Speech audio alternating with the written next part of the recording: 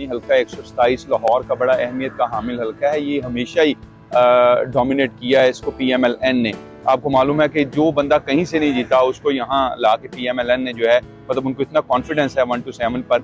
आखिरी जो जलसा था मियां नवाज शरीफ साहब ने यहाँ ग्रीन टाउन का जो बाजार है उसकी ग्राउंड में मियां नवाज शरीफ ने आखिरी जलसा तकरीबन कोई 95-96 में के जो इलेक्शन था उसमें किया था, और उसके बाद आज तक उनको यहाँ आने की मतलब कभी ज़रूरत ही नहीं पड़ी कि ये हल्का इस हद तक जो है वो PMLN डोमिनेटेड है। लेकिन क्योंकि अभी बिलावल भुट्टो जरदारी जो है एक पार्टी के सरबराह हैं और वो अब यहाँ से इलेक्शन लड़ रहे हैं, तो इस वजह से अब ये हल्का जो है वो पूरी दुनिया के फोकस पे। और एक अंदाजे के मुताबिक पाकिस्तान में सबसे ज्यादा मिनॉरिटी वोट इसी हल्के में रजिस्टर्ड है, और एक वजह भी बिलावल भुट्टो जरदारी साहब के इस हल्का से लड़ने की यही बताई जाती है क्योंकि पीपल्स पार्टी जो है वो अपने आप को लिबरल जमात कहती है और वो मिनॉरिटीज के लिए और अकलीतों के लिए और तमाम लोगों के लिए जो है वो अपना एक मौका एक मंशूर रखते हैं।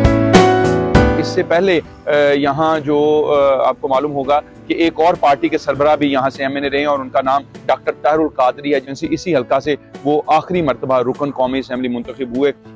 ये हल्का एक इस हवाले से भी बड़ी अहमियत का हामिल है। इस हल्के में जो बहुत सारे काम हुए हैं उसको मिनॉरिटीज बेस्ड अगर आप वर्क हैं, जिस भी पॉलिटिकल पार्टी ने या जो भी काम किया तो उसी के लिहाज से यहाँ बहुत सारी जो है वो तरजीहात भी सेटल की गई। इसी हवाले से बहुत सारी जो चीज़ें हैं उनको भी तरतीब दिया गया, तब्दीलियाँ की गई।